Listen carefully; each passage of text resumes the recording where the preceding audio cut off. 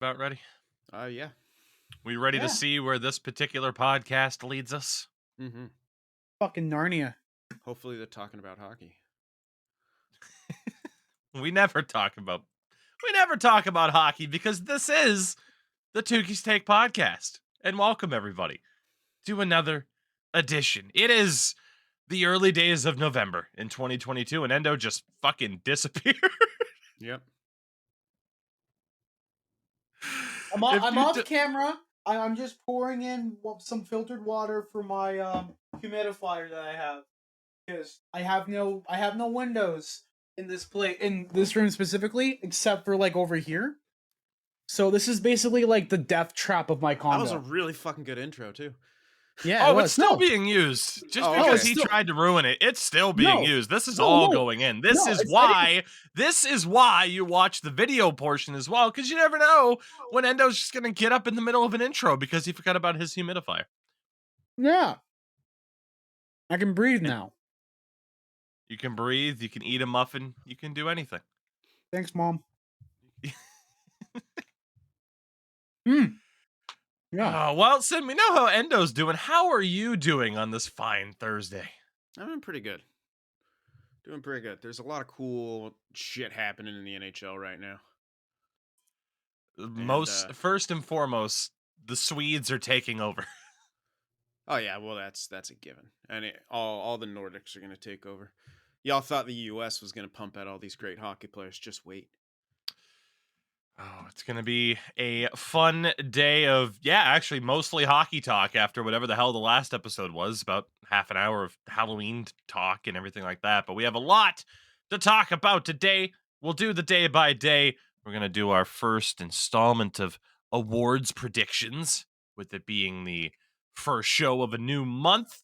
And of course, we'll get to some viewer questions here in due time. Before that, though, as always, we want to mention that the Tougie's Take podcast brought to you by our friends at Manscaped. You can go to manscaped.com. You can use the code Tougie, Tougie, at checkout to get 20% off your order and free shipping. Manscaped. Get the best tools for the job. Head to toe, they got you covered, whether it be the lovely Lawnmower 4.0, the Weed Whacker, circular deodorant. I got it. Cylindrical. Spherical. I totally gave up, by the way. I remember in the beginning I kept trying to correct that, and I just gave up trying to say it's cylindrical and not spherical, but it's okay. Well, yeah, but that I know was it's the meme. cylindrical. Yeah. I mean, look at it. I've used it so much it's become spherical, okay? It's like a half sphere. It's a dome. Solely mentioning spherical because of the Drake and Josh episode with the game sphere. Yeah. 100%. Yeah. So thank you for not correcting me. Because just know I was in on the joke. And if you want to be in on the joke, take care of yourself at manscaped.com. Oh, I thought we had a new sponsor. I was like, oh, this is going to be good. Ooh. See, now we just need two sponsors so you can have those kind of segues. Yes, we... You want to buy ad space. Contact Tougie at TougieLive.com. There you go. Your ads here on this bench. Yeah, who knows? There might be some talks. Who's to say? We'll see where things happen to go. Where we're gonna go for now, though, kicking things off with our viewer questions. Again, link to the Discord in the description, whether or not you were listening or watching this particular podcast, and you can have a question asked just like these fine people. First and foremost, Steel Devil. Since it's no net November, is that what we're calling it now? Since it's no net November, what players do you think won't score any goals this month? Won't score. He should have just said won't score. It would have played into it better. Steel Devil. Missed opportunity, man. If you're going to go for it, you got to go all the way. Which players do we think will not score any goals this month? So hopefully someone will remind us of this. Let's make actual legitimate attempts. Okay. To be correct on this. For who we think won't score. Okay. Carter Hart. No, come on. You can't pick a goal, and he will. Damn it, he watch will him score now, like just out of nowhere. First game. I have magic He's been powers. trying his damnedest. Okay. I'm torn. I want to say Rasmus Ristolainen just because he's been dog shit for Philadelphia, Horrible. but don't kick a guy when he's down. I have an ace in the hole. A player who will not score in the month of November. AJ Greer, just to. Boo, no. Marc-Edouard Vlasic. Oh my god. I am confident, damn it. He's gonna you're right. He ain't gonna score. They mean goals, right? Not just getting on the board. Yeah. I'm assuming. Yeah. Yeah. Yeah, it's a good one. Well, even then, he has 1 point, 1 assist in 12 games so far this year, so I'm fairly confident. Yeah, Tank baby. Commander Pickles. Oh shit. Oh, God. It's not his job to get points. It's no not. longer his job to shut it down either. So. Yeah. It's his job to just be like, let him have it. You can have it. You can have it. God. I miss old Marc-Edouard Vlasic. Whatever. Marc-Edouard Vlasic. I miss the old one. Yeah, I'm gonna go with like I was gonna choose a defenseman too, but now it seems kind of silly to do that. Who won't score a goal? In the month of November, Charlie McAvoy. Got him. Ooh, maybe not though. Is he coming back? I thought he wasn't coming back till December. Oh. He might be ahead of schedule, so damn. Well, it's a risky pick. I can't get you back for saying Marc-Edouard Vlasic. Man. Son of a bitch. You can try. No. I don't want to know, shout man. out Master of Assists Jake Voracek. Like, who also, like, and this has been such a weird year. Who would have thought Nico fucking Sturm would have 5 goals? Who the fuck knew that Nico Sturm had 5 goals? Who the fuck knew Nico Sturm? Oh God, you mean Marco, don't you? Like, no, it's a different guy. Nico Sturm, the best Sturm ever to play for the Sharks. Oh man, I got no idea. I got no one. I was gonna say Patrick Nick Delorier or something like that. Just a face puncher, and now they're gonna score. I was gonna say Patrick Laine as a joke, but he Sports Gamer had their Eagle Thursdays thing, and then like the first not even 5 seconds of the game, he gets a breakaway and scores the first goal. Well, we knew Patrick Laine was good at video games. Yeah, fucking amazing. Mark Scheifele punching the air right now. Yeah, Blake Wheeler, fucker, where's my C? Damn you, Patrick! Took the C out of your name and took it off of my chest.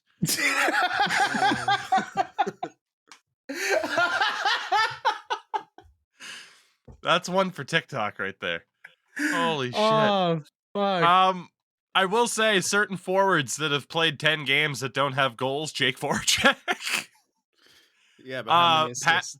Patrick, he has 5 in 10 games. Oof, it's not funny now. No. Patrick Maroon with 0 goals, Ryan Reeves, Jamie Benn. 10 games played, no goals, 5 assists. Fucking washed. Pretty rough for Jamie Benn. Not good, is I believe how the kids would sum that one up. Shall we move past No Net November? Yeah, we can move past that. From Craze, who is a player in any sport that had an unmemorable career that you remember them almost exclusively for their name? Mine is Panthers and CFL Hamilton Tiger Cats legend, something I can't pronounce. Let me try and pronounce that. Hold on. Pilares? I don't fucking know. Sure, let's go with that. Kaloha Pilares. Wow. Sure. What a name. That is a player. Unmemorable career. Unmemorable career, but you remember for the name. I don't know. Doug Bodger. Ooh, Doug Bodger's a good one. I just always remember that name. And I always just... Yeah, that's still legit. I remember him the most because of his name. It's a good one. Yeah. It is a good one. God, Endo, do you have one here? Because this isn't easy. No. Doesn't have one. I think Chocolate Wayne. Chocolate Wayne. It's funny because hockey's more difficult than like football. Because football's easy. Yeah, it's any sport. Well, no, because like football, you had quarterback legend John David Booty. It's a great one. Jets legend DeBrickashaw Ferguson, also a good one. I think there was a basketball player named Brickowski, like Brickowski, Yeah. which I just saw when we were going through the eras on stream. So I don't know. I'm really trying to think one for hockey, and it's not there. You know who it is? Hmm. Steve Ho You Fat. The basketball player who gained notoriety because people realized that that was his fucking name when the NBA had their global series in France, because they have this like prospect who's like 7 foot fucking 4, who's like Victor. 19. Yeah. And like his name was like, everyone realized his name was Steve Ho You Fat. He's like, I gotta get this jersey for my girl. I'm like, Jesus Christ. God, yeah, I'm really sitting here trying to think of someone for hockey to keep it relevant towards what this podcast is allegedly supposed to be, but I got nothing. Yeah. I got Craze. nothing. I gotta be honest. Names in other sports are better than hockey names. That's my takeaway from this. From Wheels. If you were going to rebrand one NHL team, which team and what would their name, logo, and colors be? You can't pick Chicago. I feel attacked. Skip. Yeah. I feel attacked. Oh, God. To Grab the move a Leafs, make them team. red. Yeah. Done. The Toronto win Maple something. Leafs change the logo to actually being multiple leaves. That's And so then stupid. their Make colors honest men out of them. their primary color would be brown for when the media goes full diaper because they lost 3 games in a row. Yeah. So fucking stupid. It's gonna be multiple Leafs now. Making honest men out of them. Fuck, that's hilarious. Oh man. All right, what would I do? I don't think we could top that. That was a good team effort on our part. Yeah. I would probably move the Islanders. Ooh, shots fired. Yeah, get fucked. Too many teams in New York. Buffalo's better. God, where would I move them? I don't know. It's kind of, yeah. I'm just like fucking. You know what? I would move them to like. It does say rebrand as opposed to relocation, though. I know. Oh, just rebrand. Ah. Yeah. Oh shit! I was thinking about the whole wrong thing. Please go, Endo, so I can think a second longer. What do I not like? Which one do I not like in the NHL the most? Yeah, it's pretty much the question: is what logo do you hate? Yeah, I'd take the Seattle Kraken and make it that fucking S meme instead. Just the current S. The paperclip. Yeah, the paperclip. Just make it Bowie's face. Call him the Seattle Bridge Trolls. Nah, I'll turn them to the Rainy City Bitch Pigeons and just have it just be a fucking Yeah, that's what they should have done. Yeah. It's true. It's true. So then you got one, or is it just like fucking? I don't know. I would rebrand the Red Wings. Change the San Jose Sharks into Bigger Jaws. I'm gonna change the San Jose Sharks into a Megalodon. Yeah, I would rebrand the Red Wings. Yeah, I would make it a Harley. No, I was gonna.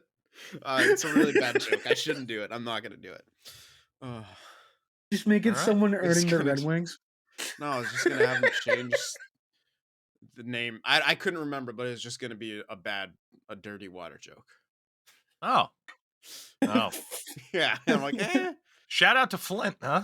The fact that fucking hell. Oh God! Of all the ways you could have gone, different car jokes or.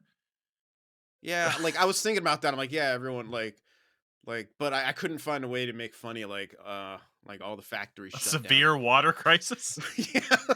You Well, just I know. couldn't find the comedic spin on that. Huh? I couldn't find the comedy and all the factories shutting down and destroying lives and helping, God. give momentum to the opioid epidemic and shit. I was like, God, it was right there. I just couldn't find the joke. So I went for the God. low hanging fruit. in It's the just utter like a failure of person like government. it's just a person throwing this is the wrong crisis, but I still have a joke on this. Where was it where they had like a storm like during like 2016 to 2020, and then like our at the time president was fucking alley-oop shotting toilet paper at people who needed it? Yeah. I can't remember where that was. That was fucking I'm I pretty don't sure it was hilarious. recall. back in New Orleans, wasn't it? Like, Yeah, it was New it Orleans. was somewhere. It was New Orleans. Like, I don't know why I thought those two were interchangeable. I don't know. Just picture just fucking quarterbacking a bunch of water bottles at people. I still got it. I still got the arms of a quarterback. Shall we move on to our next question? Yeah. Please. From AJ, Mount Rushmore of sports bloopers. So, God damn. I would say we each come up with one and then maybe try to agree on a fourth. I'm taking the butt fumble. Fuck you! That happened against the Yeah. Patriots. I get to take the butt fumble. You didn't take it, you received. Oh no, the guy Mark Sanchez ran into received it. Did you fumble the butt instead? Oh my god, Fuck. they've never recovered from that. Jesus Christ. No, they haven't at all. At all. That's what they call a dirty Sanchez. All right. Ah. Ah. God, the best sports bloopers. I mean, the butt fumble's on there. That's the one we can all agree on. Number one. Number one's the butt fumble. No doubt. No doubt. God, other... Tuukka Rask losing his skate blade and then shoving at the ref. just grabs it. It's like Yo! a murderer with a knife, just shaking it in your face. Coming for you. I will throw out Patrick Stefan's missed empty netter. Yeah. That's an all-timer. Especially because of what happened within the next 20 seconds. Not even that much, like 15 seconds. It's the whole thing. Yeah, God, I remember watching that live. I think we were actually in the background. We had it on playing Warhammer at my buddy's house. Same people I play with now, like however many years later. We were at their like parents' house because we grew up down the street from each other. And now we all live in the same town again. Crazy. Hey. We got to throw Bill Buckner out there. Rest in peace. But I mean, that's Bill Buckner. the Bill Buckner ground ball through his legs in the World Series against the Mets. Oof. Oh. I mean, he had like a 22-year career and no one remembers a fucking thing about it aside from that. Poor guy. Yeah, that's rough. How would you like to, Sim, would you like to nominate Dan Boyle scoring for the other team in overtime in the playoffs? Wait, Suck what? my cock. No, because Dan Boyle was amazing and he never did anything wrong in his life. Oh God! Except literally handing Colorado a win. Yeah, that was in the 2010 playoff. But I'm pretty Oh sure my we God. won that series. I think you guys did, yeah. Put that on a 7 shirt. With Dan an Boyle did incredible nothing goal by wrong. Pavelski. Or that might be another year, but I think that was 2010. Anyway, Which Sharks failure are you trying to remember? It's similar to Michigan tragedies. The San Jose Sharks. There's a lot. The Detroit of the West. Oh God. Fuck. Sports blooper, man. I'm honestly, for me, it's Randy Johnson hitting a fucking pigeon. Oh my With a God, fastball. yes. Like that's when just he's insane. pitching and it exploded. Yeah. Yeah. Like That when the he one? throws Yeah. the ball and somehow hits a bird going by. Like just the sheer astronomical odds of that happening. The Bro, fact that that shit it was- hasn't happened again. Yeah. Probably won't. That was a goddamn fucking pillow right there. Jesus Christ. And the fact that it was the Fucking guy who smokes like a imploded. bird in the MLB. It's absolutely The impressive. only way it can be topped is if Larry Bird shot a 3-pointer that took an eagle out of the air. Yes. because Randy Johnson looks like a fucking bird, and he hits a bird and kills a bird, and he felt really bad about killing that bird. Yeah, that's I mean, probably as gotta he be up there should. for me. Good guy, Randy. You know. Yeah, Good guy, Randy. good lanky guy. Real Lanky lanky guy with the motherfucker, that last Randy name. Johnson. He was one of my favorites to get in backyard baseball because he was just the longest legged motherfucker out there. It's like, and he sir, ran what are hella you slow. doing here? Yeah. The rest of the characters look like children. What are you doing here? I am 13. Oh shit. Whew. All right, there you go. I think that's a good Rushmore, even if it's not a full Rushmore. Holy shit. Our final question, and I Fuck know Ben Endo Franklin. wanted to mention this to make a bigger deal of it. From Super Sens Bro, opinions on Shane Wright still being in the NHL but not playing. Since we last talked about it, I believe last week, the situation has not changed at all. Oh, weird. The update right now is the Kraken have played 11 games. Shane Wright has played 5 of them. So he literally hasn't played since we last talked about it. That's nuts. That's crazy. Wow. I didn't. It's one of those things where you talk about, it's like, yeah, they'll resolve it. And now here we are like a week plus later. It's like, no, in fact, they haven't done a damn thing. I mean, obviously, super, super questionable for Ron Francis as the GM of that team in terms of just what the hell are you doing here with the 4th overall pick. I mean, And is it a coaching decision too? Like, if it is, you get rid of Dave Haxtell. Yeah, but I think you should be able to overrule his ass too. Like, I don't know much about Haxtell. I know a lot of people don't like him for a variety of reasons. But yeah, this doesn't make sense. Even if he's got like, I don't know, all the attitude problems that Montreal fans became obsessed with that he had because they passed on him. There's more to that too. I'll get to that later. Why don't we just talk about it now since the Shane Wright question's being asked? Yeah. So during the Leaf Flyers game on Sportsnet, I believe, they had a scout by the name of, hold on, let me pull it up right here. What I put it in their group chat. Where the fuck is his name? We talk a lot. Is his name important? Yes, it was. Jason Bukala, former scout of the NHL hockey scout, has worked in the NHL for countless amount of years. Right now, he works first privately for, where is it? He's reputable, very reputable, and he went on and talked at length about Shane Wright and the situation they were getting played basically 6 minutes a game, 5 games in, and he said that his team even looked at him during the draft because they passed on him, even them saying that he dropped in draft boards because like it came off as if like he didn't really have any things about his game being incomplete, and he thought he basically was kind of like already ready to go and being out there.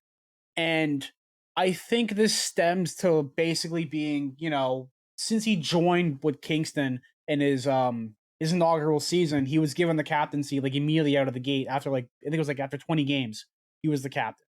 He was exceptional status, first overall. And he basically had this silver spoon in his mouth.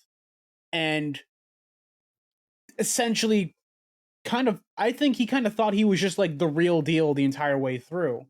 And now that he dropped the 4th, he just hasn't like played the same. Like even when he's out there too, like he doesn't look like he was that touted player that he was said he was, or the thing that he believed he was. And I think it also stems to a confidence issue as well. I mean, yeah, well, it's nothing confidence if you're getting played 6 minutes a game on the 4th line. Well, what are you doing those 6 minutes in general? Nothing said let's instill confidence in this kid, like not playing him at all. Yeah. Is he just not cutting it in practice? Like, I don't know what's going on. That whole thing's just messy in general. If he isn't, then he shouldn't be. Like, that's the point. He shouldn't be sitting scratched. Yeah. Right. Like, if you think he has a fucking attitude issue, send him back to Kingston. Does that not send the message enough? While also accomplishing what you need to accomplish by allowing him to play games and continuing to develop? Send him back. And that's a message enough of like, guess what, kid? You actually weren't ready. So regardless of how much truth there is about whether or not he has attitude issues, confidence issues, whatever, no matter what way you paint it, it's still horrific mismanagement of a top asset by the Seattle Kraken. Yeah. Super, super early into their history. It's year number 2. Perfect. There you go. I don't know what's with these expansion teams, man. These two expansion teams, like, I get it. Vegas, they're the brain fog they develop because, oh my God, we almost won the cup in our first year. Like, you can kind of understand that, but, the people in charge of these teams, it's And not they're a like they're good team new to still. the NHL. Yeah, Erik Francis was like GM of the Hurricanes. He had an illustrious career, but it just goes to show you not all good hockey careers translate into good management. Because I'm pretty sure Erik Francis, or Ron, I wasn't going to Ron. correct you. I was like, Francis is a wait, reporter. I'm like, that's a journalist or something. Yeah. Ron Francis. I was like, as long as he doesn't say it again, I won't have to correct it. Yeah. Ron Francis, I don't remember him being great GM in Carolina either, but I can't exactly remember when his tenure was. Well, let's talk about old Ronnie franchise.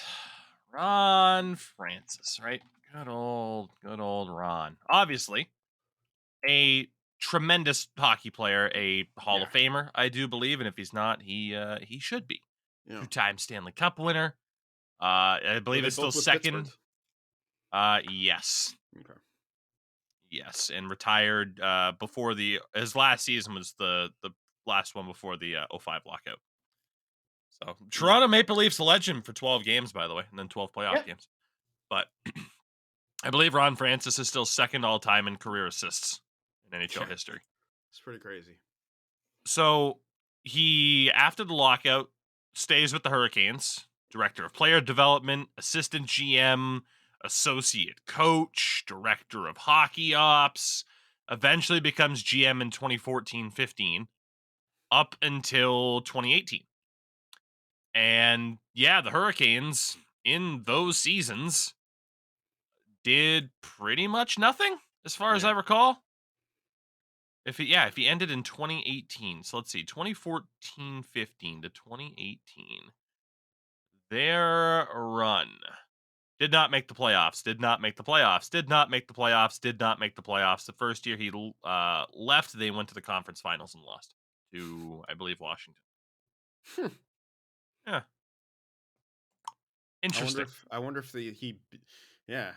how much is the argument that he built that team that was eventually going to the conference finals? Yeah, if you're a friend of Ron Francis or, buddy with him as a reporter, I'm sure that's your entire statement and argument. Is that he built that team. Yeah, and maybe that's Seattle's isn't totally off. Yeah, it might not be totally off, but. So there you go. Our viewer questions section for this particular podcast. Again, we thank everyone for getting those in. As talked about, though, it is our first show of a new month, and as we like to do, we are going to go through the Big 5 awards and who we would say is the front runner for each of the awards. So, boys, to make it easy for you, if you want to look up full stats, you can. Otherwise, I put the top 3 in each particular category. Let's start off with the Hart Trophy, League MVP, most valuable to his team, however the hell you want to phrase it, the best damn player in the league. And typically this does go off of scoring, as most awards do. Yeah. So the top 3 players in terms of scoring right now, Connor McDavid, 11 goals, 11 assists for 22 points. Leon Draisaitl, 5 goals, but how many assists? 16 for 21 points. And then David Pastrnak, 7 goals, 11 assists always open. for 18 points. 7-11, always open, yeah. There you go. Mm-hmm. Would your vote for the Hart Trophy be one of these 3, or do you have someone else in mind? No, 100%. It's always McDavid. Correct. My vote for the Hart is always McDavid because he's always the most valuable player and the best player out there. Bar fucking none. Yep. No disagreement, Endo? Yeah, either that or dry, but it's mostly McDavid. That's going to be the theme all year long, everybody, just like it was last year. It's Connor McDavid's award, and it should be. The Norris Trophy. Again, typically always based off of points. Here are your top 3 in terms of scoring. All Swedish, by the way. Mm-hmm. Erik Karlsson. 9 goals, 6 assists for 15 points. He, by the way, is second in the league in goal scoring, only behind Connor McDavid, entering play tonight as of the day we are recording this podcast. Mm-hmm.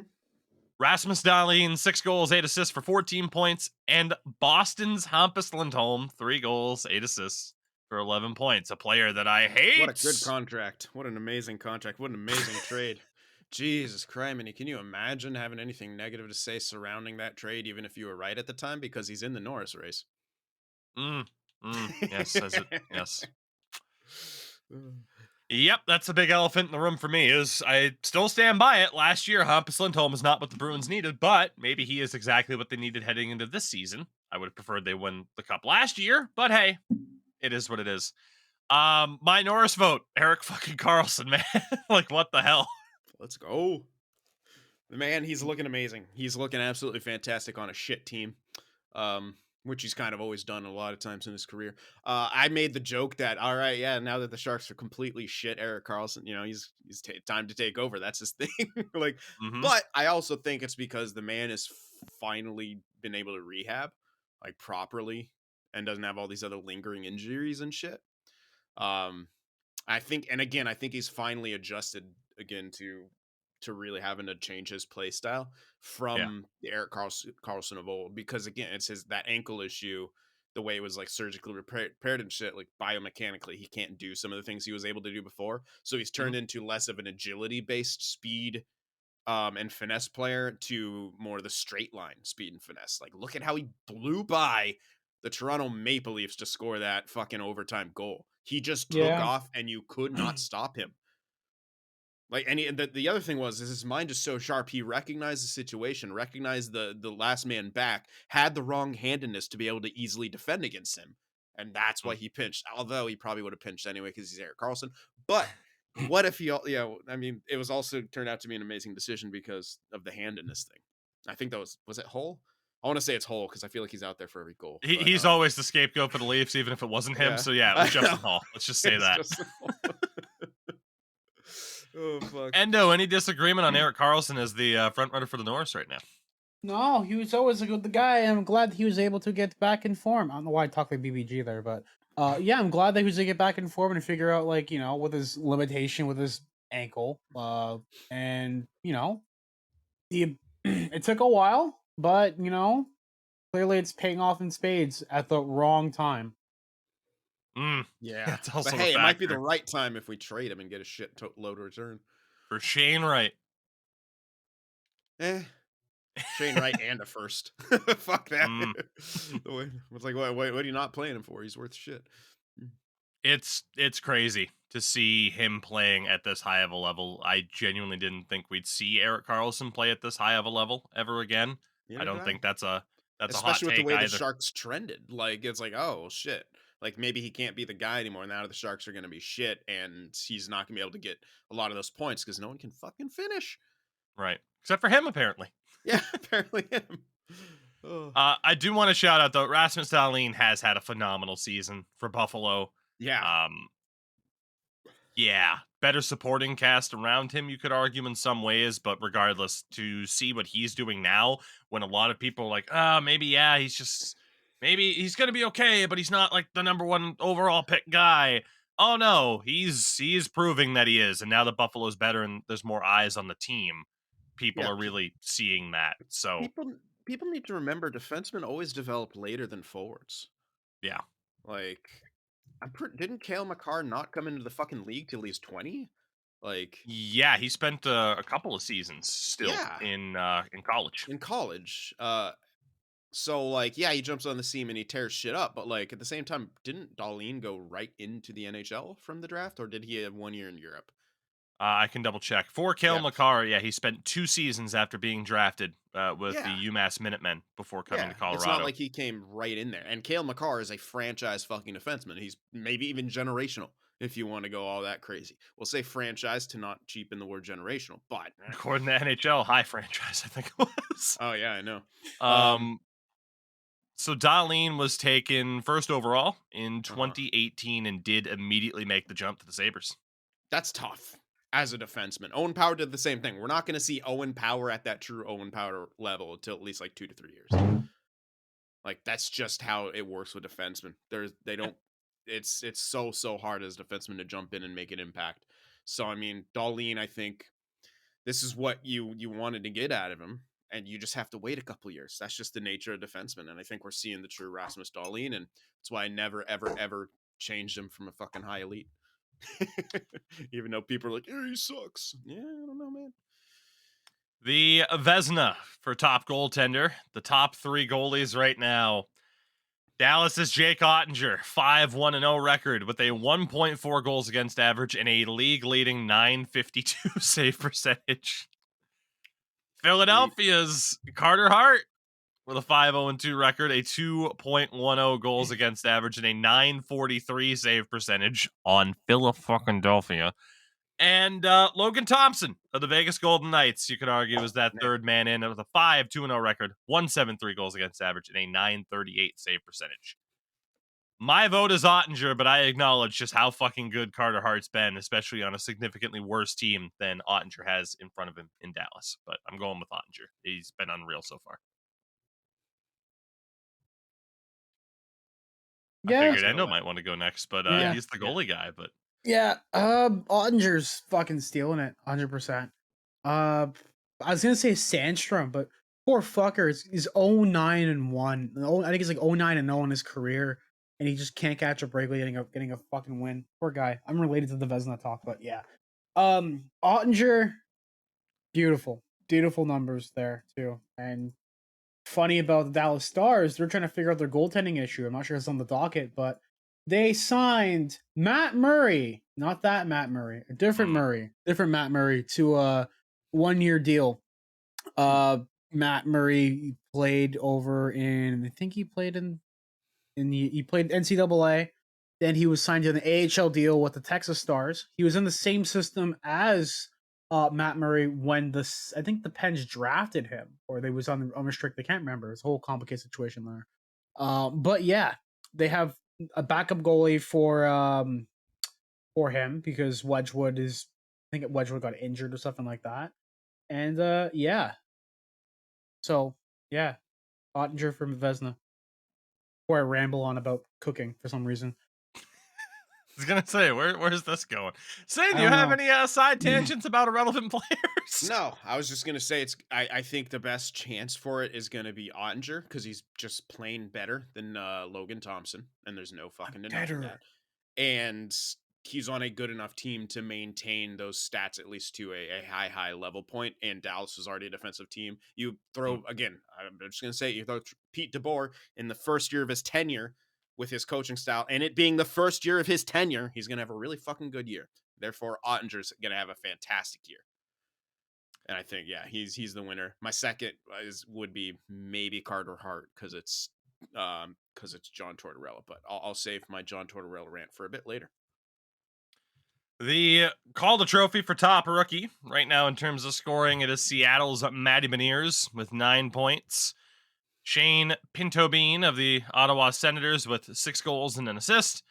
And Minnesota defenseman Kalen Addison, 7 points, all of them assists. Who was a part of, I believe, the Jason Zucker trade a couple of years ago. Right now, it is Matty Beniers. And it's so interesting that it's Seattle that has him because, hey, we sent him back to the NCAA for a year, and now here he is. But we're not going to do the same with Shane Wright and Jr. It doesn't fucking make sense. So weird. But he's been awesome. They're seeing the fruits of their fucking decision in front of them, and they still can't make up their mind with Shane Wright. It's weird. It's mind-boggling, really. Yeah, Shane Pinto has been great. I call him out on the show consistently now. He and Brady Tkachuk both, doing very well for Ottawa. And then Addison, I mean, the problem for defenders is he would have to keep up this unbelievable pace in terms of scoring to get any nods because it's so damn difficult. It feels like it's difficult for defensemen to get the award. You have to truly be like that ridiculously good. So my vote right now would be for Matty Beniers. But I respect Kalen Addison, and clearly it's, hey, keep an eye on him a little bit more in Minnesota. Sin. Yeah. Out of those three, or anybody else come to mind? Yeah, Logan Thompson comes to mind. The fact that he's amongst the top 3 right now for Vezina, in my opinion, should put him in the conversation for Calder. I Mm. know everyone comes to the age thing, but he's not that old. I don't. Let me check. He might be like If you 25 this year. qualify for rookie, you're a rookie. My opinion is it Yeah, should be fucking baseball like, where I don't care if you're 37. If you're a rookie, you're a rookie. Like, oh, but the Yeah. pro yeah. experience elsewhere and blah blah blah. Man, if you're a rookie to the league, you're a rookie to the league. That's what I I think. And then they should have a separate one for the age dumb shit. Yeah, like the best young player award and then the Calder award for the best rookie. Like, Yeah. simple. Just want I everyone hate to it. acknowledge how hard it is for me to legitimately hype up a Vegas player. By the way, I hope you're appreciating this right now. Sid Yeah, is he's sweating. it's great. It's fantastic for him. Good God, I mean, we saw how flashes of just how good he could fucking be last season when Vegas was absolute ass and not scoring for the man in the shootout, and he stops like 15 out of 17 or something ridiculous, like Mm. in a shootout situation. Yeah, he's I 100% got to be up there. I don't know how many games he's going to play, if how he could maintain that in with Vegas, how they're going to look. They're still, I mean, doing good right now, but still, I think a lot of question marks surrounding that team and their depth, but especially their goaltenders. Matty Beniers, if he can keep it up, it's going to look great. He looks really good, Matty Beniers, man. Like some of those, like he just his IQ level is so good. So I'm kind of torn. I think Matty Beniers will win it, but I would, if Logan Thompson keeps this up, remains amongst some of the top goaltenders, even in the Vesna conversation, um, then he should win it, but he probably won't over Matty Beniers. Endo, your thoughts, rookie wise. Yeah. All right. Sorry. Great Riveting contribution. commentary. Riveting completely. Just honestly, just give it to either Beniers or Pinto. There you go. All right. Last one, Jack Adams, top coach.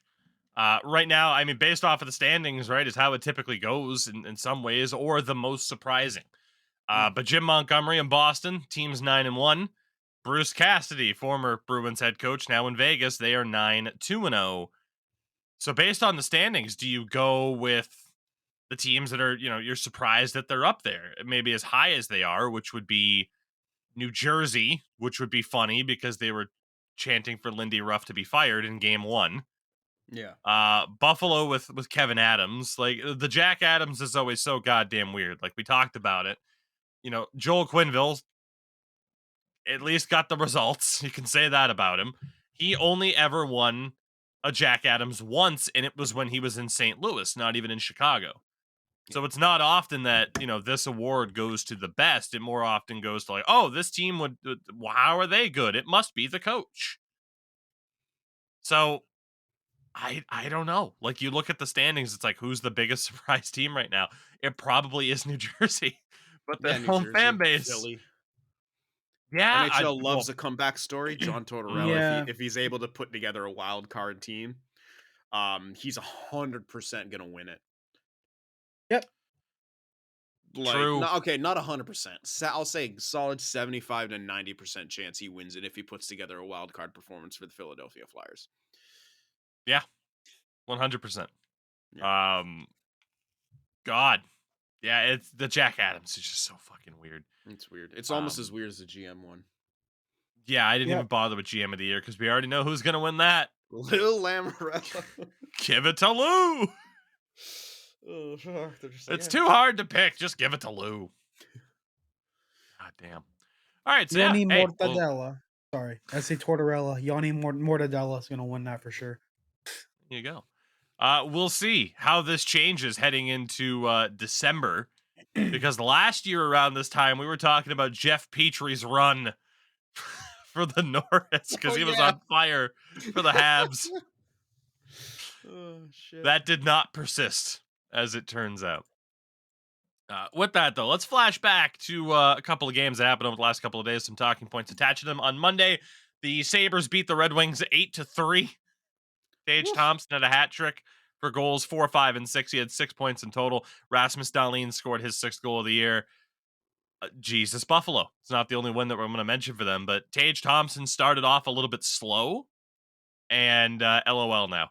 He does have a chance to hit 30, if not approach 40 again. The hell. At least St. Louis got a cup out of it. He was a part of the O'Reilly trade, but at least St. Louis got a cup out of it. before Tage Thompson turned into what the Blues were hoping he would be. The Carolina Hurricanes beat the Washington Capitals 3-2 in a shootout. Andrei Svechnikov's 8th of the year. It's on pace for. He is technically on pace for 73 goals, which is not going to happen, hopefully. But what do we think that he hits? He had a career high of 30 last year. 30 seems like a slam dunk, barring injury, right? Yeah, I'd say 40. But is he the best Svechnikov? Yes, he is. It was beautiful when the Leafs lost to the Sharks, and Steve Dangle's review there. You gave up a goal to the guy who isn't even the best Svechnikov. Yeah, or that when they were getting into it behind the play, it's like Austin Matthews starts getting into it with Svechnikov by the play. Not even not even the right Svechnikov. Why does no one do anything? And in this game, Alex Ovechkin scored his 5th of the year. He is on pace for just 37. However, if he were to score that many goals, it would put him at 817 in his career, second all time. He needs 802 to pass Gordie Howe. So theoretically, he finishes on 817. Gretz is at 894. Ovi's 37. How are we feeling about his chances at this stage? Yeah, a little bit more rough. But I hope he heats up this year, because this is what we were kind of being nervous about. Is that one day his goals are just gonna disappear. Like, on pace for 37 is still good, but if we want him to break the record, he has to go a little bit higher this year. That being said, I think I read he only needs to average like 30 a season for the next 3 or 4 years and be able to break the record. I think that's probably possible for him if he keeps playing. So in this theoretical scenario where he finishes with as many goals as he's on pace for, which would be 37, he would need 77 more. So say he 3 more plays seasons, until say he plays until like 41, 3-4 seasons. Yeah, he'd need to average 20-25 goals a year to hit that. It's still possible. Yeah. But a slow start like this does make you wonder just a little bit if that pace is falling just a little bit too much. But Yeah. it is still incredibly early. Although the Caps have had so many goddamn injuries and the supporting cast keeps kind of dropping off a little bit, which can certainly affect it too. Final game that was on Monday. Kings beat the Blues 5-1. Gabe Vilardi keeps fucking scoring. Carl Grundstrom, Leafs legend, got his 2nd and 3rd of the year. But Jordan Binnington was pulled and chirped the Kings bench on the way out. That made no sense. Biggest fucking baby on the planet. I can tell you that makes no fucking sense. Why are you gonna chirp the team that lit you up? Like, buddy. Yeah, I'll see you next time. Dude, you just led like fucking 5 goals on like 15 shots. Yeah. That's like a 300 save percentage. Fucking Tougie has a better save percentage than that when he's playing fucking 2K10. He didn't know what the fucking controls were. Jesus. Yeah, right. Don't forget the time you slid on that. We remember that. Yeah, happened a couple times. I mean, there's been a few. It's finicky controls, man. It was 2010. Yeah, it's all good. It's all good. Glory days. But yeah, I don't know what the fuck Binnington's up to. Like, other than being an idiot. He's just being Binnington. Like, this is what you expect. He throws a fucking tantrum anytime things don't go the way he wants. That's literally what he does. And it's not even like cool Ed Belfour or Billy Smith type shit. It's just shit baby Binnington. Reminds me of the time he was getting sent down from this is like way before he became like a fucking NHL goaltender. He was getting sent down from the A to go to the ECHL. And if you're on a 2-way deal, you don't have to go. Like, you can say no, and they have to put another guy down because you get first say because your contract in the NHLPA. So he said, like, yeah, I'm not going. So then they had to send another guy down instead. And it worked out for him. It did, yeah. That's what led him to getting the call up. And, I saw a lot of people comparing him to like, oh, is he this generation's Cam Ward, wins the cup and then never really has that form again? No, I think Binnington's in a class of his own because I don't think Cam Ward went full diaper anytime he got lit up in a game. Yeah. Bennington will always have that cup ring. Is it frustrating that it came at my favorite team's expense? Yeah, it is, because that guy's a fucking head case. Like, that's probably what he has to do to keep himself in, like, you know, top mental form, even though it looks like the opposite. Just to play at the level that he's capable of playing at. Although as of Yeah. late, yeah, not so great. The Blues started off at 3-0-0. They are now 3-5-0. And you have your goalie going full diaper 8 games into a season. It's a hell of a look. It's a hell of a look. I kind of, played down some Blues fans' concerns. You guys might have been onto something. It is just 8 games, and hey, the last time your team was tragically bad, it worked out pretty well for you by the end of the season. So give it a little bit of time. But anytime Jordan Binnington goes full diaper, hey, at least this time he didn't swing his stick at someone's face. Yeah. So was it that much of a tantrum? By comparison, not really. On Tuesday, Lightning beat the Sens 4-3. Guys like Point and Kucherov scoring goals, Giroux for the Sens. But the big talking point, the reason why this was added, is that for the Ottawa Senators, their name's in the headlines a little bit.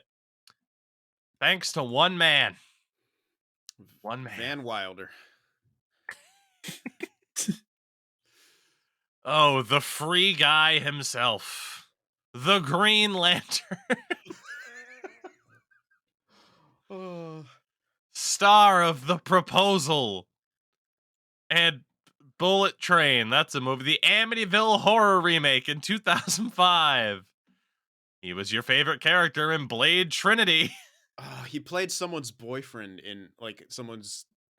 I cannot remember the movie now. I just remember him having this tiny bit part in this movie where like he was some gay guy's boyfriend and didn't say Wasn't much. that in Harold and Kumar, or was that a different one? No, he was the doctor in Harold and Kumar. Oh yeah, he was. Shit. Ryan Reynolds, everybody. I love him. He's fucking hilarious. Yeah. Ryan Reynolds. His name is being thrown around as at least not a majority owner, but his name is being thrown around as potentially a part of a group that might look to buy the Ottawa Senators. He's just trying to get So, at the like, Melnick this- daughters. I don't blame him. Yeah. So this all happened because he put a reply to a tweet, and some random person tagged him and was like, "Hey, Van City Reynolds," that's his Twitter handle. Like, you interested in this? And he replied with a thinking emoji, and I'm like, is that all we have to go on? Oh, Like yes. nowadays? Oh, that sucks. All right. I thought it was actually something legitimate. I was What waiting the to see if fuck? Endo spoiled it. What the fuck? Okay. And now, No. like, all of social media is like, I guarantee there's a fucking Bar Down article out right now being like, is Ryan gonna buy the team? Like, oh man, I loved mean- working in I loved working in like sports media with clickbait, Maybe but at the same time I manifested don't. into existence. Everyone talking about it. Yeah, Could happen. like I can't stand that. I mean, yeah, it is kind of a shame that it's more of a nothing burger on this one. At the same time, obviously, it's not unheard of for celebrities to have minor stakes in sports teams, like, or to be involved in a group. Like, I think Justin Timberlake was a part of. Do I want to misuse the term consortium? I don't know if I do, but he owns parts of the Memphis Grizzlies, essentially. I think Usher has stakes with the Cleveland Cavaliers, for example. So, No. and then I think Michael Jordan just outright owns the Hornets. So I'm pretty different sure, levels, yeah. different levels to stuff. But yeah, disappointing. But hey, hopefully it happens. Like you said, hopefully it just kind of manifests. Celebrities can't buy a sports team. Watch Yes. Watch this. Watch this. Watch this. For those in the audio side who don't know what we're talking about, there's a meme with Usher where it's like he's just like They dancing and better know everything. what Is we're like, talking about. yeah, watch this. But yeah, Oh, Explaining God. memes is what this podcast does. Apparently. Basically, that is what this podcast is. We explain memes and weird random references, and it's the best. described video for the visually impaired. Rangers beat the Flyers 1-0 in overtime. Chris Kreider's 4th of the year. Igor Shesterkin a shutout. Carter Hart, I mean, fuck, dude. Goose eggs into overtime, trying like hell to drag this team to a win. The Flyers are 5-2-2. I was so disappointed when I saw my stats. I'm like, oh, the game must not be over yet because this should clearly be a goalie win for me on my fucking fantasy. I'm like, oh no, they just got shut out by the goddamn Rangers 1-0. Yep. Yep. So, but hey, 5-2-2 for the Flyers. You tell any Flyers fan that would be your record heading into November, you'd be pretty happy with that. Yeah. Aren't they Considering 5-3-2 though? I think they are now. I think we have another game to talk about. Yeah. Yeah, we do. After the Yeah. Leafs game. Sorry. Just to that point. Yeah.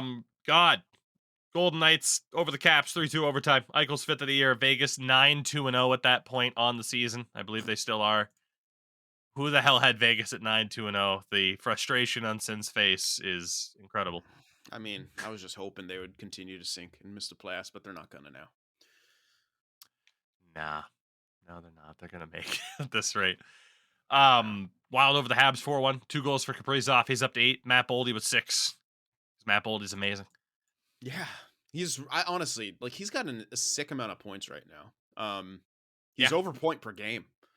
And I don't think Matt Boldy gets talked about nearly enough for being over point per game.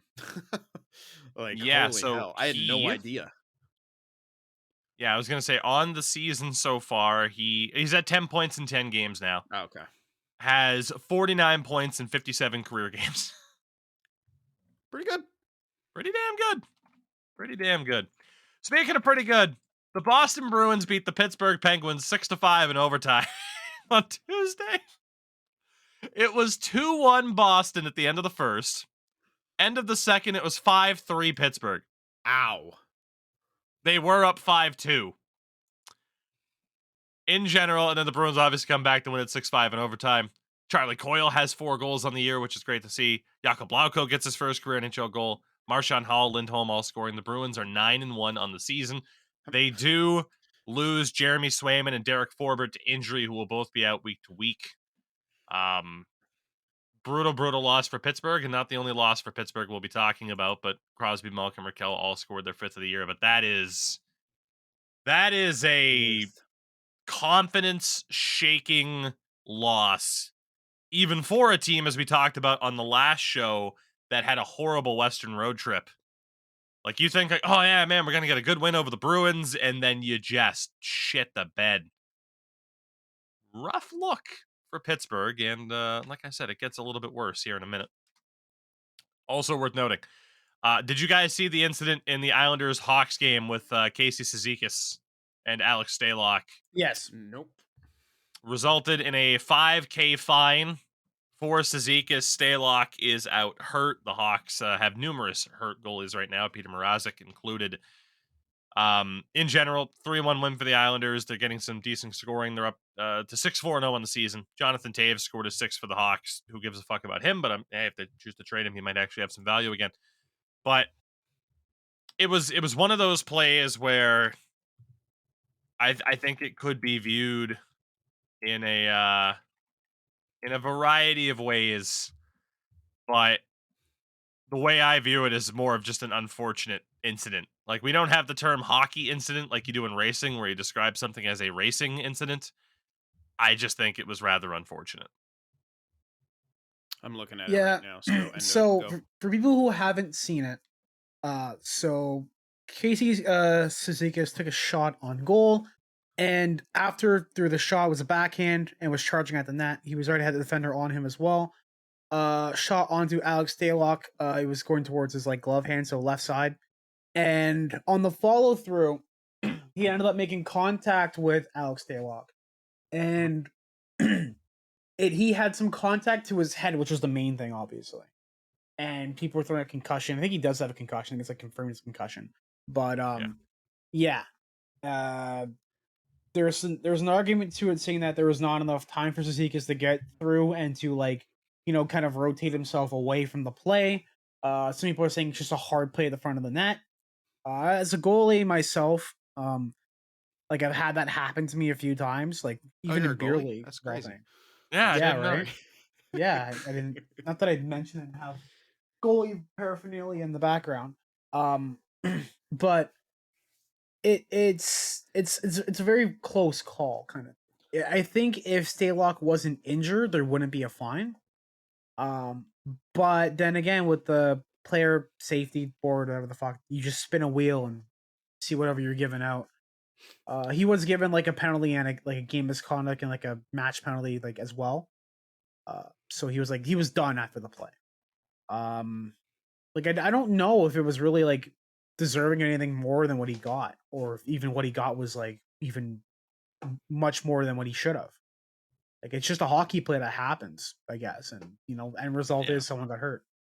I mean, Stalock makes an awkward save where he's almost in like the reverse VH while Yeah, sliding to his left. he slid out of the crease pretty Yeah. much.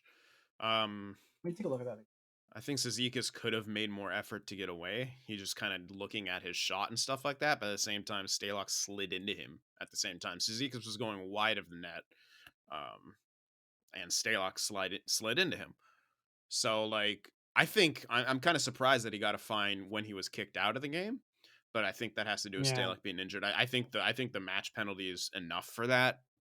I don't even think there should. I think there should have been one or the other. If you give him the match penalty, don't fine him. If you didn't give him the match penalty, fine, you can fine him. But to have both, I think is a little bit too much. I don't know. It didn't look like malicious to me in any way, shape, or form. And in fact, like Stalock was the one who initiated contact by sliding as far as he did, making that save. That's a great play by him. Yeah. So I just looked back at the clip. The save he tried to do wasn't a reverse VH. That's just a regular like VH. It's a common 5-hole like kind of attempted save. I haven't seen like that attempt for a save used in the NHL in a long ass time. That's kind of like 90s, like early 2000s goaltending the cover of the 5-hole. So he's kind of like the visual side like is like this, and like he goes down as one pads on the side like that. So it's kind of like this, and he goes like that to make the save, hits his 5-hole. Yeah. Weird choice. I think that choice itself was probably what ended up with the play. I think if he didn't go down like that, his body wouldn't be leaning more towards the left, and maybe it would have been like a brush, but not a full-on like blast contact like it was there. An interesting moment, for sure. Stars over the Kings, 5-2. Rupe Hintz on home ice plays out of his fucking head for 5th goal of the season. Jason Robertson's 5th goal of the year. Joe Pavelski's 5th goal of the year. And Tyler Seguin, who's played pretty damn well. Got his 3rd of the year. Oilers beat the Preds 7-4. Evander Kane hat trick for his 3rd, 4th, and 5th of the year. Connor McDavid with 2 to bring him up to 11. And there was the stat regarding Leon Draisaitl's last 9 games against Nashville, where he has 18 goals and 24 points. What? Just absolutely shreds the Nashville Predators, who are at 3-6-1 to start their season. But yeah, Draisaitl averaging 2 goals a game and 2.7 points per in his last 9 games against Nashville. Can't wait disgusting. to talk about the next team here. The Arizona Coyotes beat the Florida Panthers 3-1. I know you want to talk about the Coyotes. I'll just mention for the Panthers. No, I want to talk about the Panthers. Oh, I thought you wanted to talk about the Coyotes for their goodwill sponsorship. Oh, no, that's funny as shit. But no. I want to talk about the Panthers because what's happening here in the beginning of the season is exactly what we thought could happen and exactly why they shouldn't have done what they did. They panicked. 5-4-1, the Florida Panthers in their first 10 games after dominating the league last year to win the President's Trophy. Mm-hmm. And then they panicked, traded away 2 incredible players for 1 incredible player, don't get me wrong. But they got him because you're not going to let you get pushed around in the playoffs, and he can score. Tremendous player to have. Overpaid like a motherfucker. And honestly, you miss Mackenzie. That's how important Mackenzie Weegar is in that lineup, dude. Like the metrics that he put up, the defense, especially with all the injuries that they've kind of been suffering with having the Panthers on the blue line. Isn't Ekblad injured again? Aaron Ekblad has only played 3 games out of the 10 this year. Yeah. They've been without Anthony Duclair for the start of the season. And you look at this team on paper, it's not overly pretty. Verhaeghe, Barkov, Kachuk is their top line. That's solid, obviously.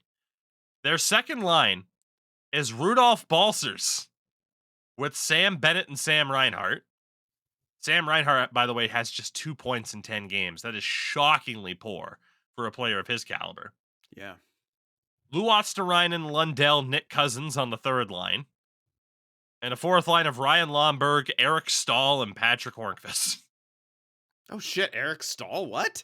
He signed there. He's played 3 games so far with no points. Huh, okay. Their defense. I thought he was done. Shit. Yeah, he probably should be. Their defense. Gustav Forsling, Brandon Montour, which is okay. It's a great second pair. Josh Mahora with Radko Gudas. And then Mark Stahl and Matt Kierstead. With 6 games, a 307 goals against average, and an 897 save percentage worth of Sergei Bobrovsky. 4 games of Spencer Knight at a 253 GAA and an 899 save percentage.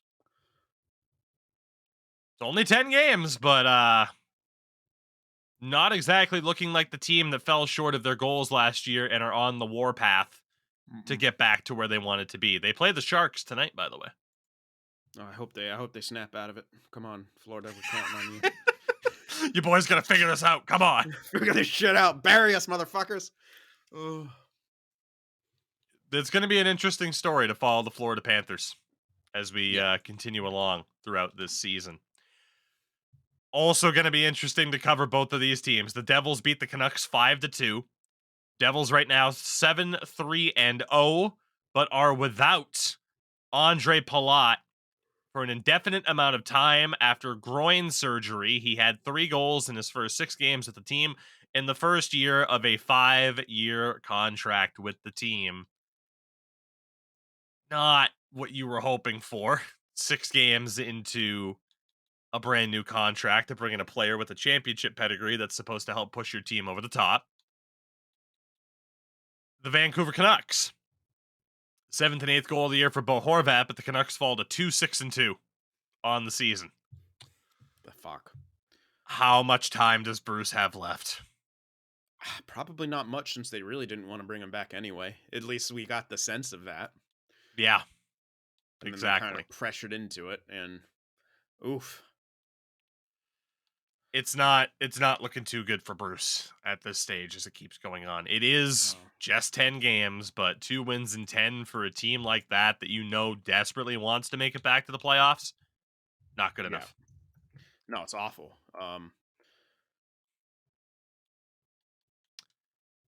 Sorry, I'm looking up the Bo Horvat contract. Yeah, he's UFA. Captain of the team. Interesting spot for them to be in. Yeah, especially with Bedard coming up in the draft. I'm like, man, what if they? I was looking at Horvat. I'm like, wow, 7 and 8 goals. That's a lot. It's a lot for Bo Horvat. Maybe they sell high on him.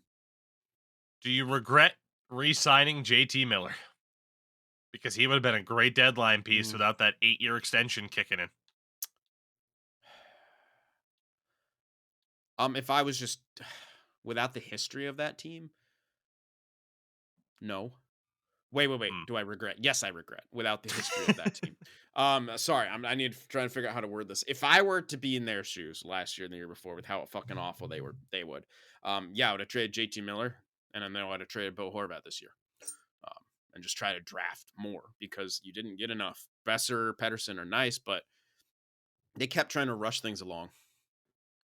And there's just not enough other supporting cast with some of those guys. Like, don't get like Horvat and stuff is good, but it's almost like you need to maybe even reset. Like, but they have so many other shit contracts that they kind of have to. I still don't understand the Oliver Ekman-Larsson pickup with all those expiring deals. Yeah, I mean, they get rid of those deals, but bring on Ekman-Larsson for a longer amount of time. Yeah. Final game from Tuesday, the Ducks beat the Sharks 6-5 in a shootout. Ducks are now 3-6-1.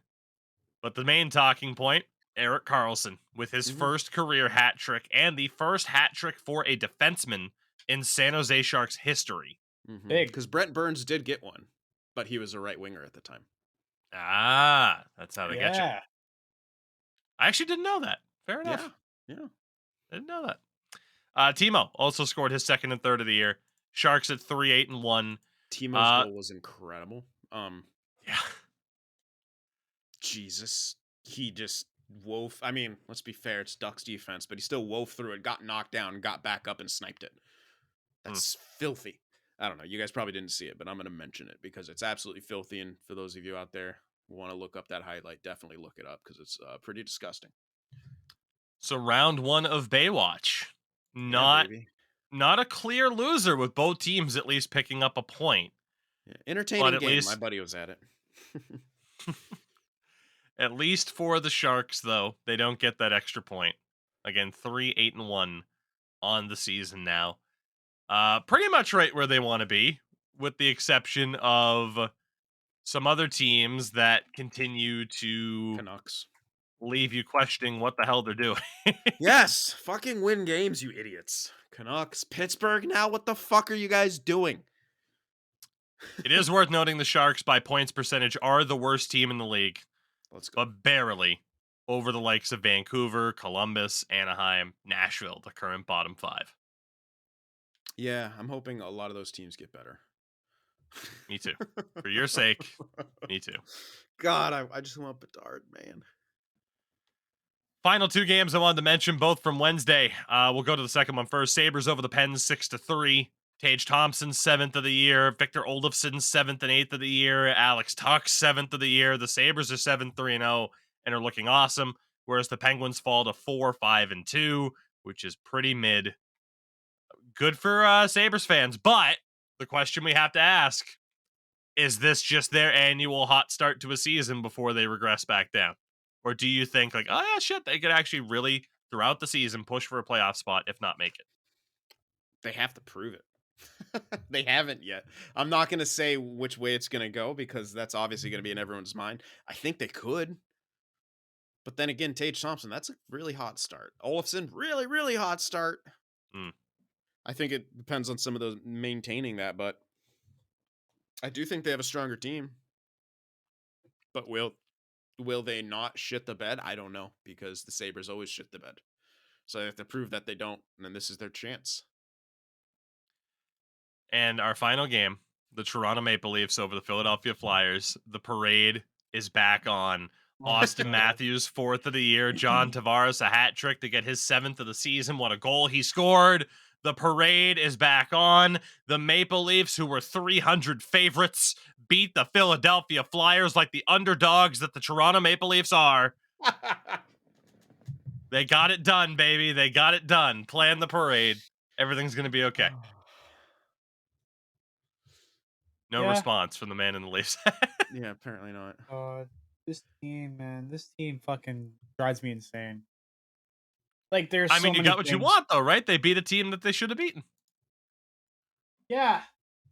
Woo. I could have used that like last week, right? At least Oh, once. 3 times This last week, but you got 0. It's going to be another fun season of following the Toronto Maple Leafs, isn't it? Absolutely. Yeah. These Leafs, same as the old Leafs and the Leafs before them. Never boring, but still just ripping the hearts out of their own fans and Yeah. just toying with them. It's beautiful. It's absolutely beautiful. Gentlemen, with that, I think we are good to go for this week's worth of Hochi. An interesting one. Endo, what do you got going on, buddy? I actually got a question for y'all before we do our little outros. So I was looking at a bunch of stats like just today, for like NHL all leading scorers, and the profile of Wayne Gretzky, you know, the greatest player to ever play the game, Ooh. popped up to me, and I noticed something really, really odd in his career. I want you to take a guess as to how many overtime goals the Great One has. I mean, a big portion of his career, there was no overtime. I don't think so. Well, maybe not no overtime, but well, I'd have to look. I can't remember when. I know there was sometimes ties, like there was sometimes overtimes. It was like 4-4 for 5 minutes. You'd have to check. Look at when over. Yeah, because that's a good thing. I'm assuming you're asking this because he doesn't. He has a surprisingly low amount. He has a surprisingly low amount. So look at when overtimes came in, and then then Yeah. other What was overtimes. Brent Gretzky's number? That's my guess. Brent Gretzky. I'm gonna go with 49. Okay. So overtime was added in 1983. Okay. You're still gonna go with 49, Tougie? No, my realistic answer is like 6.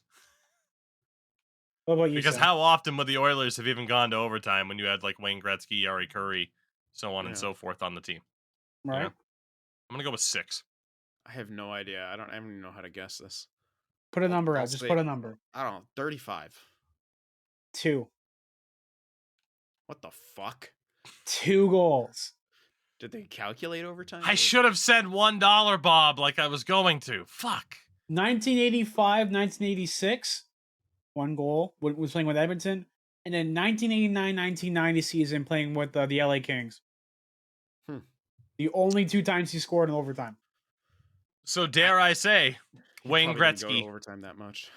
Dare I say, Wayne Gretzky, not clutch. Not clutch. Not clutch. Oh God, Endo, what do you got going on through the weekend, buddy?